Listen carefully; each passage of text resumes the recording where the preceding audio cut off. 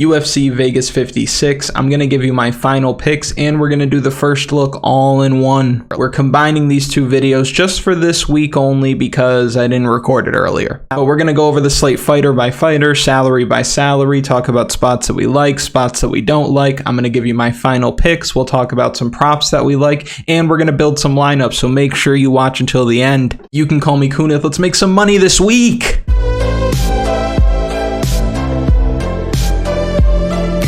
Welcome back. It's been a long time since I've been on your phone screen. I've missed it here, so thank you. If you've been watching for a while, you know my style by now. I don't want to waste too much of your time. I don't want to waste Iron Man's time either. I want to get right into the breakdown. So as always, we'll start at the very top of the slate, work our way down. Our first fighter this week is Erin Blanchfield at 9,600. She's going to be fighting JJ Aldrich, and we love Blanchfield this week. Blanchfield's style is tailor-made for women's MMA, and we've talked about this before. Physical strength, aggression, ability to grapple effectively are oftentimes the biggest factors that decide the winners in women's MMA. Because in MMA in general, what happens? Well, almost every fight hits the clinch at some point. So having the better wrestler in your matchups is important, especially in these women's divisions where knockouts are super rare. Clinch dominance is extremely important when you're looking at these divisions because this year alone, there have been 37 women's MMA fights with only 3 knockouts. So I say that to say this, striking advantages in these weight classes really don't mean that much in the long run. We want to target grappling advantages as often as we can, and you're not going to find much better grappling out of the women's divisions than somebody like Erin Blanchfield. So make sure you're doing your best to side with the better grappler when you're attacking these kinds of fights. We actually made this mistake not too long ago with Elise Reed. Elise Reed looked like she had never grappled before in her fight against Sam Hughes. Sam Hughes held her down like a suitcase that she was trying to zip up. So I expect something similar here from Erin Blanchfield.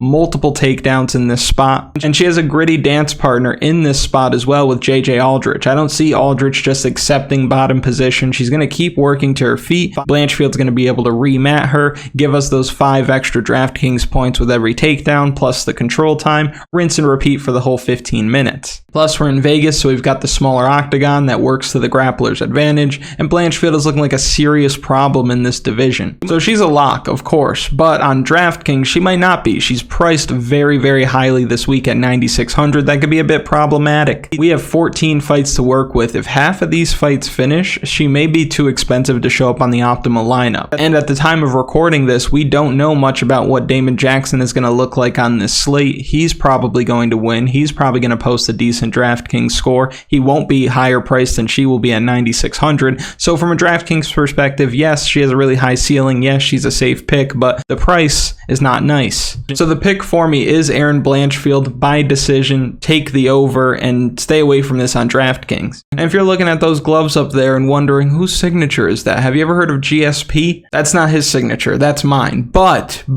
who knows, I might decide to give those away soon. So if you want them, put in the comments, hey, Kunith, I want them. But you won't get both. So if you're left-handed, you better ask for the left one. If you're right-handed, you better ask for the right one. Now we're going to go down another 200 in salary, which is putting into perspective just how pricey Erin Blanchfield is. We have Movsar Evloev. He's fighting Dan Ige this week. Evloev should cruise here. He should win this fight because Dan Ige really struggles defending takedowns. We've seen him taken down and controlled in the past.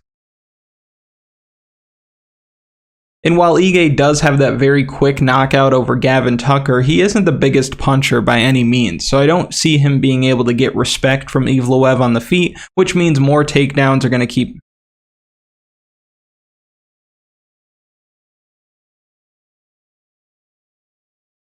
And while Ige has that quick knockout over Gavin Tucker, he's not exactly the biggest puncher by any means, so I don't see him being able to get the respect from Evloev on the feet, which is going to result in more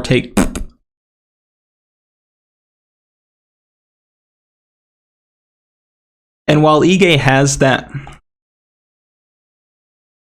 while Dan Ige has that quick knockout over Gavin Tucker, he isn't the biggest puncher by any means, so I don't see him being able to get respect from Evloev on the feet, which means the takedowns are going to keep coming. We see here he got 9 takedowns against Mean Hakeem, he got 2 takedowns and a lot of control time against Nick Lentz, no takedowns against Mike Grundy. Mike Grundy was actually the one taking Evloev down, but he still got the win there. 4 takedowns against Barzola, and then he has another 5 takedowns against Choi, so the ceiling is there. And Evloev is slick on the ground. I actually think that he's live for a submission here as well. And I know that both of these guys tend to go to decision, but something's telling me that a rear naked choke is coming for Evloev in the first 2 rounds. Because Dan Ige is scrappy as hell. He's going to work back up to his feet as often as he can, and to do that you have to give up your back. And one can't work their way up to their feet piece by piece, framing on a hand, an elbow, a knee, and then getting up to their feet with a fighter in front of them. That would be like wearing a baby Bjorn with a baby that weighs as much as you and is punching you in the face. It just wouldn't work. So fighters have to turn away, post on either their hand, their elbow, their shoulder first, work their way up, and then eventually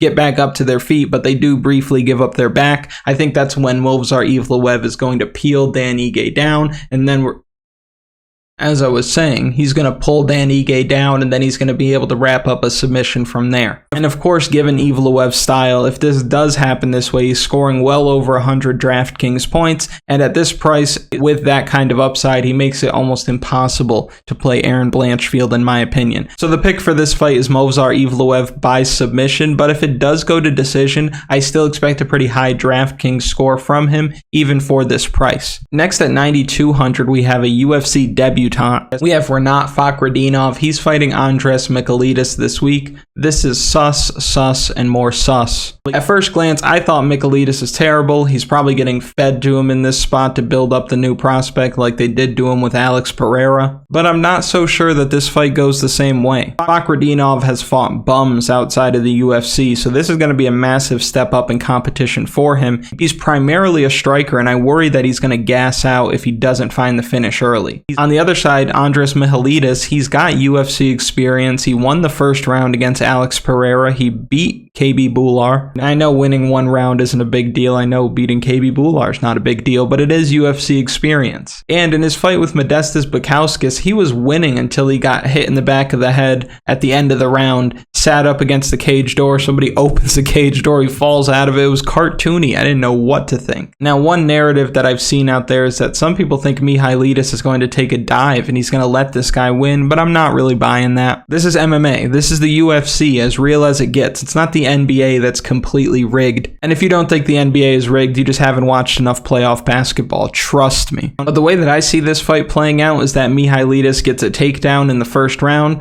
Fakhretdinov gasses out. Michailidis is in the driver's seat after that and is able to coast for the rest of the fight. And the way over-owned UFC debutant Rinat Fakhretdinov pisses a lot of people off because he's probably going to come in at 30+% ownership in most of your contests. Obviously, we do worry about how chinny Michailidis is, and when he loses, he tends to get knocked out, but at the same time, if this fight goes beyond the second round, beyond midway through the second round, I'd say, I think the knockout threat is gone. So the pick for me is actually Andres Michailidis by decision. Big upset alert. I just don't have a lot of faith in the new guy. Now, our next fighter is $9,100 Mike Trizano. He's fighting UFC newcomer Lucas Almeida this week. But before we talk about it, if you haven't already, please like the video. If you haven't subscribed to the channel, because if you haven't subscribed, what are you doing? And if you don't mind, comment something down below for the algorithm. You know how the algorithm works. I could tell you right now, there ain't no way I'm paying $9,100 to roster Mike Trizano against anybody. We talked about this when we were breaking him down last time when he fought Hakeem Dawodu. He doesn't score well on DraftKings. He's 3-2 in the UFC. He's averaging about 63 fantasy points in those wins. It's really not worth it at this price, really at any price, to get only 63 points. He doesn't grapple willingly. He doesn't grapple all that well, so I would stay far away from him on DraftKings. But from a straight betting perspective, I do slightly lean this side. What I like about Mike Trizano is that he's durable and he has good cardio. That can take you real far in this game. On the other side, you have Lucas Almeida, who who doesn't have a great gas tank. He has limited good experience, and he's making his UFC debut. Now, you might look on his Tapology page, see all those finishes on his record, and want to get a piece of that upside in your lineup, but he's going to have to fight off his back foot for a lot of this with the pressure of Trizano, and that might break him the later that this fight goes. But you can't really ignore the finishing upside for Almeida in this spot. Like always, you're going to need some underdogs to come through. Not everybody that you put into your DraftKings lineups are people that you feel good about or people that you think are going to win. You need to take some chances in this game. Lucas Almeida doesn't look like a terrible underdog. If you look at Mike Trizano, he's had 5 fights in the UFC. He's been taken down in 4 of them, and the one that he wasn't taken down in was his last fight against Hakeem Dawodu, who didn't attempt any takedowns. So everybody who's wanted him down has gotten him there, and if he's stuck in bottom position, we could see a quick submission on the Almeida side, and that could break the slate down at his $7,100 price tag. So again, I still think that Mike Trizano probably wins. This is probably Mike Trizano by decision. That's the most likely outcome in my opinion. But I will have some Almeida in my lineups, and I'll definitely fold him into some lineups that we're building later in the video, so make sure you watch until the end. So the pick for me is Mike Trizano by decision, but I don't feel great about it. Next at 9,000, we have Jeff Molina. He's fighting Zhalgas Zhumagulov this week. I expect everyone to be on Jeff Molina, but it's for good reason. If you look at his first 2 fights in the UFC, he's putting up Max Holloway-esque numbers on DraftKings, and Zhumagulov is notoriously hittable. Zhumagulov is also going to be giving up a few inches in height, a few inches in reach. He's 1-3 in the UFC with that 1 win coming over the WOT, Jerome Rivera. And in fairness for Jeff Molina, Arichi Lang is solid, but he's not great, and Daniel Da Silva isn't really UFC caliber in my opinion. So I do think this is a sizable step up in competition for him, but you have to think at nearly 25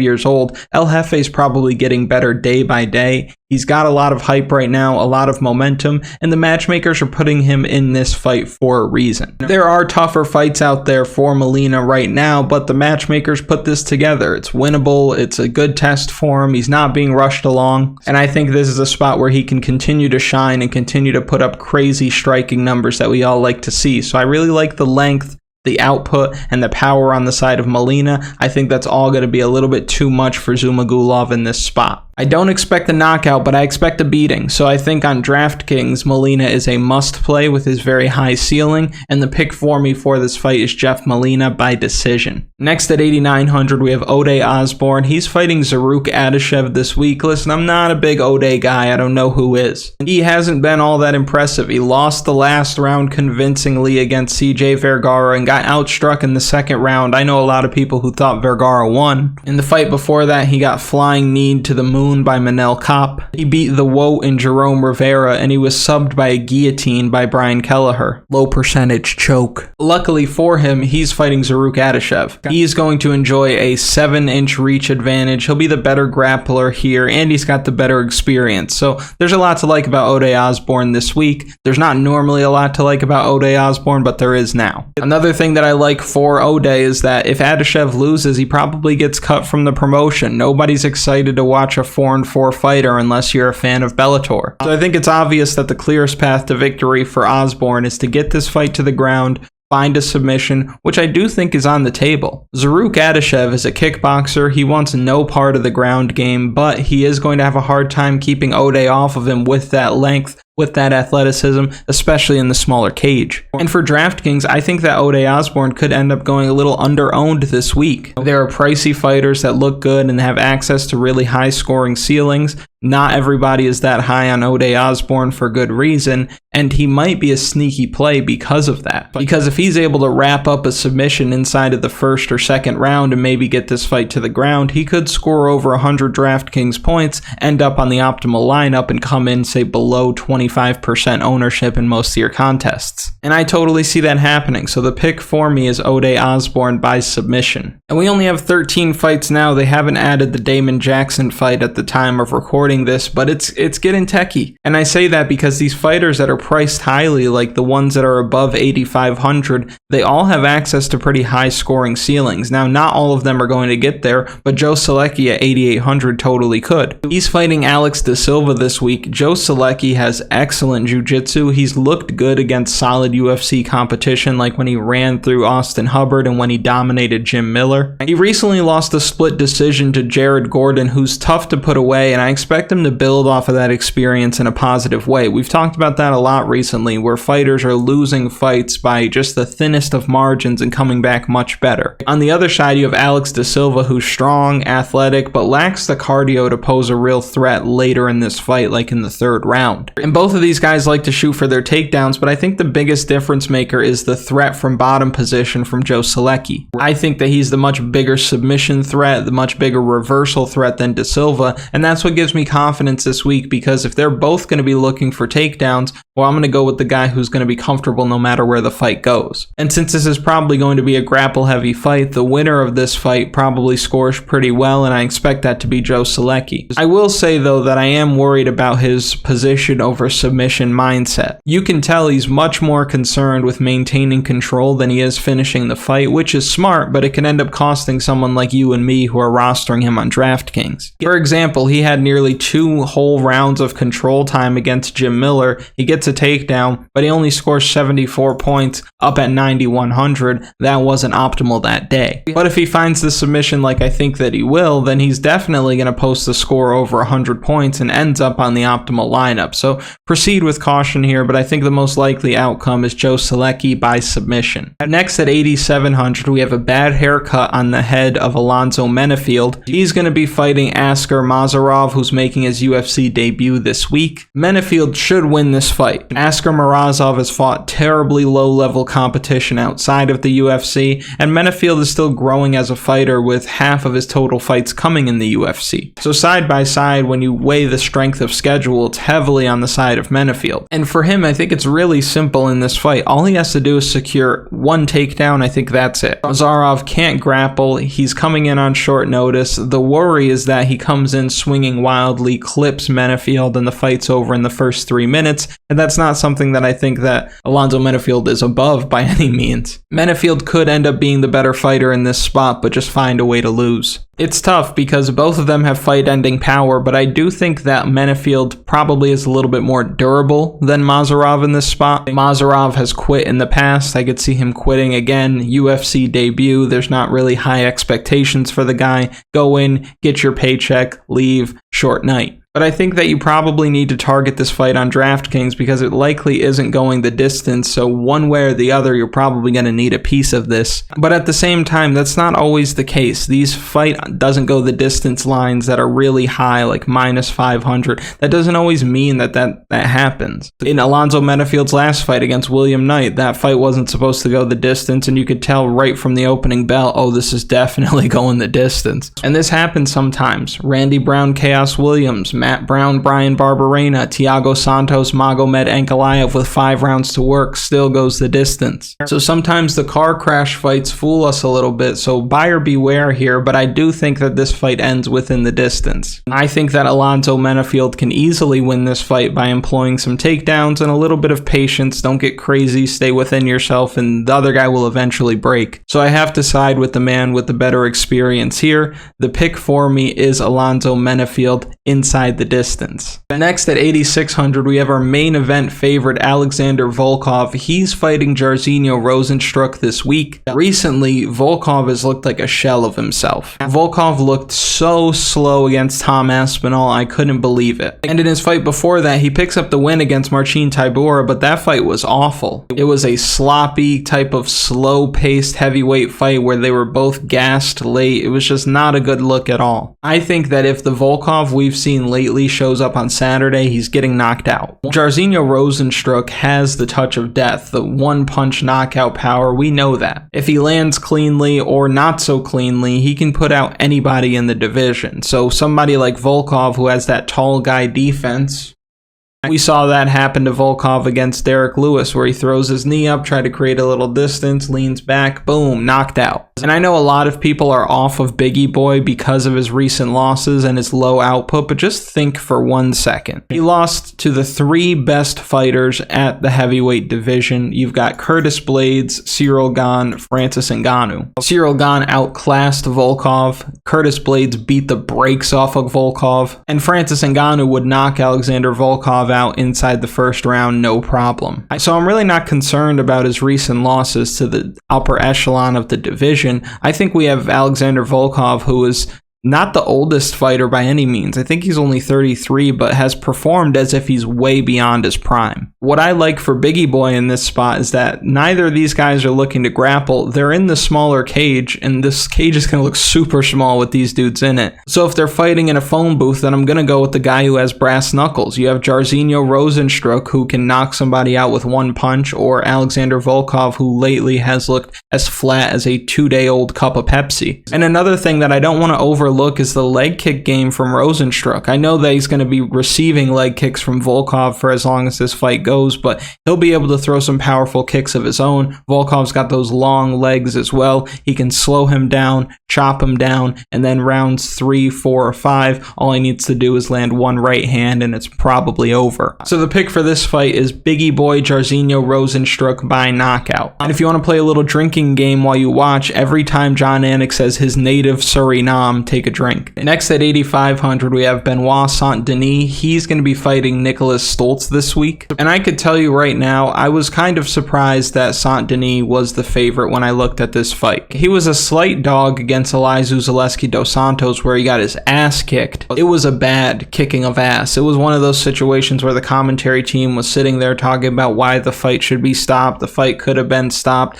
Zaleski's throwing 8 punch combinations, landing 6 of them, and the commentary team's just blown away. And now he's going up against a solid kickboxer in Nicholas Stolze. So I do worry for him because Saint-Denis was getting hit with everything in his last fight. So what should we expect here? Anything different? Sure, he might have some success grappling, but if he can't, then he is toast. And this guy could totally be in over his head. The UFC may have thought they were getting a strong prospect in Saint-Denis, but if he loses, they probably cut him, right? I say that because the guy has no amateur fights. He started fighting as a pro in 2019, and he looked awful in his UFC debut. Like, there were some fundamental things that he was just not doing. I felt like Edmund Taverdian going, head movement, clinch. And I don't think it's wise for them to keep a guy like this that's getting lit up if he's fighting the best fighters on the planet. So I'm not going to pay 8,500 for a guy like this. I prefer the underdog side in Nicholas Stolze, a guy who's a little bit bigger. He's got more experience. He's going to be the better striker in this spot. Again, if Saint-Denis doesn't have success getting this fight to the ground, he probably gets lit up again on the feet. Maybe not to the same degree, but I do think that Nicholas Stolze is a very viable underdog this week.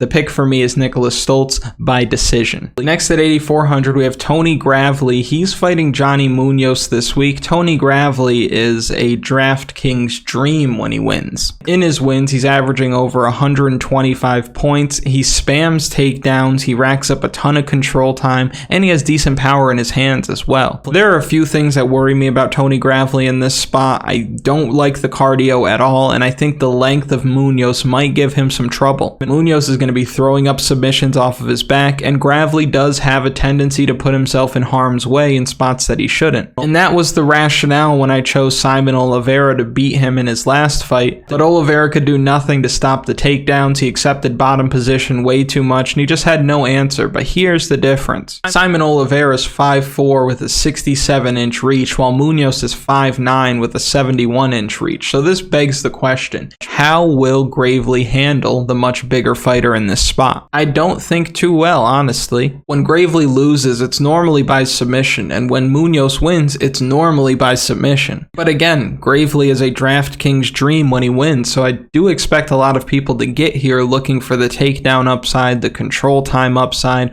but I do think that he burns a lot of people this week when Johnny Munoz wins. The pick for me is Johnny Munoz by submission. This next fight is absolutely terrible. There's no reason why the UFC should be putting this fight together at this stage in their careers. I thought both of these women were done fighting. You got Felice Herrig versus Karolina Kowalkiewicz. I don't expect the winner of this to score all that many points, but I do think that Felice Herrig probably wins this fight. But how can you back either side of this with any kind of confidence? Like Felice Herrig, for example, she hasn't won a fight since 2017. And Karolina Kowalkiewicz is 2-7 in her last 9 and has not looked good at all. But the reason why I lean this way is because I do think that she'll actually be able to get a takedown in this fight, and I think that one takedown probably wins her the fight. And the reason why I say that is not because I think that she'll finish the fight on the ground, but I do think that the one takedown will set her apart enough to win a round. In the other 2 rounds, we're looking at a situation where one judge is going to score one way, one judge is going to score the other way. We know how the judging has been lately. It's pretty much a crapshoot. So when you have women's MMA that has gone over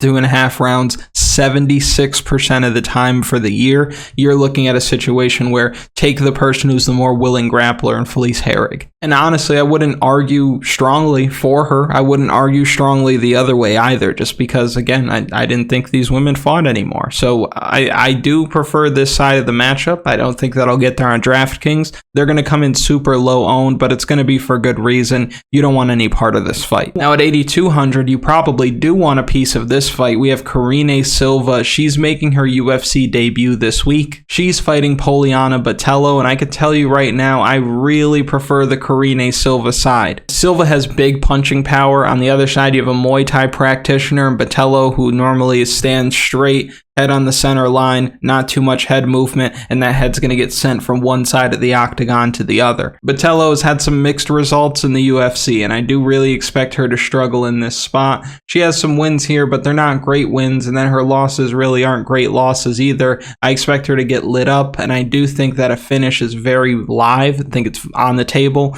for Karine Silva, not so much for Botelho, and Karine Silva is going to help you balance out the salary in your lineup on a slate that there isn't that much value, but there is some value. And on the topic of value, we're going to look at the value plays at 8,000 and below. The first one that stands out to me is, again, at 7,800, we have Johnny Munoz. Tony Gravely is a guy who makes far too many mistakes, and good grapplers are going to catch him. That's why most of his losses are by way of submissions. Johnny Munoz is long for the division. He's going to have those long, slender arms that are going to be able to wrap up frontal chokes, anacondas, guillotines, darts, things like that are going to be able to stop the spam takedowns coming back. And he's also going to have the longer reach on the feet, so he might have some success striking, which is going to force Gravely to shoot. And if Gravely takes a bad shot, I think that he's going to get tied up with something. I really like this kid at 7,800. Next, you have Nicholas Stolze. Now, what scares me a little bit is you worry about kind of the physical strength that he's going to bring to the table, and if Benoit Saint-Denis is just able to get him down, keep him there, fight to submission at some point. But you'd be betting Saint-Denis on the basis of what? Hoping that he can grapple when we really haven't seen him do that against any good competition. I think that Stolze lights him up on the feet. I think that he's able to maintain distance. He's the longer, taller guy in this spot. It is down at 155 pounds, so I don't know how that's going to affect him. We saw him get chin-checked hard and knocked out by Jared Gooden in his last fight, but hopefully he comes back a little bit stronger from that performance. This isn't nearly a year later, so I do prefer this side of the matchup. I think there's value here. Obviously, if he wins and he's priced below 8,000, there's value anyway, but I think that he's probably one of the stronger underdog candidates on the card. Biggie Boy, we touched on this already. Touch of death. That's all we can really say. That's all he really has, is that big knockout power, but I think that he's the slightly more sophisticated striker. I think that Alexander Volkov, again, operates as like somebody who's way beyond their prime. You can almost give him a pass for the fight with Tom Aspinall. Tom Aspinall might be the best, who knows, but that fight against Marcin Tybura, he looked awful. And obviously it's Crowder, it's not the best win, but if I remember correctly, he knocked Alan Crowder out with a jab, so the power is just absurd on this side. I do think that he's going to be able to close distance effectively, land a big shot or two, and that's all it's going to really take. His knockout rate is one of the highest in the UFC, if not maybe the highest in the UFC. Every time he's knocked somebody down, they haven't gotten back up. Shout out Jeremy Stevens. You knock them down, they don't move. So give me the power. I think there's good value there at 7,600. Obviously, he's going to come in at decent ownership, but that shouldn't deter you from playing him when the pricing is as tight as it is. Now, if this guy bum rushes Alonzo Menifield and somehow knocks him out in 30 seconds, I'm going to be so annoyed. He shouldn't win this fight. He is not that good. He's probably not UFC caliber, and we're looking at a situation where we just need Alonzo Menifield to not fumble the bag here, which I know is saying a lot from somebody like Alonzo Menifield, but let's have some faith, huh? I'm not really interested in De Silva. Same with Adashev. Same with Zhumagulov. Lucas Almeida, we touched on this a little bit before. If you are going to target that fight with Trizano and Almeida, you might as well take the Almeida side. You're looking at a situation where he's more live for the finish. He's got the submission upside. Trizano doesn't respond all that well to being taken down. He's getting taken down by anybody who wants him there. So Lucas Almeida, UFC debut, priced all the way down here at 7,100, isn't probably coming in at the highest of ownership. So I like him this week. I think there's really good value here. Andres Mihailidis, I think that he's live to win here as well. I think Fakhradimov is a fraud. This fight is going to be at 170, so we might see the best version of Mihailidis that we've seen up until this point, or his chin is completely gone because of the weight cut and his chin's not good to begin with. A little worrisome, a little sus on either side, but if both sides are sus, give me the cheaper one. If Mihailidis wins here at 7,000, he's probably going to score a decent amount of points, probably better than the 68-point performance here where he was 9,100. I know if you had him that night, you were fuming. Now we can slap together some lineups. So first we'll look at what we could do in cash games. Now this is not a kind of week where I would suggest stacking the main event. I don't think that's wise. Now for cash, I think that there are a couple of ways that you want to go with this. The tough part about it is with cash games, ideally you'd like to play Aaron Blanchfield, Movsar Evloev, but they're so damn expensive. I think when you're building out your cash game lineups, you want to start with something like Jeff Molina and go no higher than that. Now you want to get some salary relief, so you're going to come down here to somebody who is the cheapest fighter that you think has a chance. I'm landing right in the 7,100 to 7,000 range. I'm thinking that Lucas Almeida is probably where we end up. Now we have 8,475 left over, so if we look at this mid-range here around 8,300, 8,400, 8,500, 8,600, it doesn't look that great for cash. Felice Herrig, I don't have any confidence in her. Again, I probably don't touch that fight at all. Tony Gravely, I think that this is a smart way to go, but at the same time, you could totally get burnt on the other side of this matchup. Benoit Saint-Denis, same deal. I'm not really sold on him. Alexander Volkov, I'm not really sold on him. So to me, I look at this range and I'm not completely sold on anything here. And with this average remaining salary, I know that I have to save a little bit more to go get the people that I want. With 3 spots to fill and these people so pricey up here, I know that I would probably end up in this spot again. So I'm going to come right below that to Karine Silva, looking for that knockout upside. Now I've got 8,950 left over. So then I can fill these spots with somebody like Joe Solecki for the grappling upside. I can come to somebody like Ode Osbourne for the grappling upside as well. 200 salary left on the table, avoiding the main event. This is a good way to get different enough in cash, and you're looking at a situation where if these fighters win, they're probably all going to score a decent amount of points. And you might not feel great about Almeida, but I do think that he's a really good punt play. If you're sold on the other side of this Munoz fight, I can plug this in and show you what you could do. Let's say you were to take him out.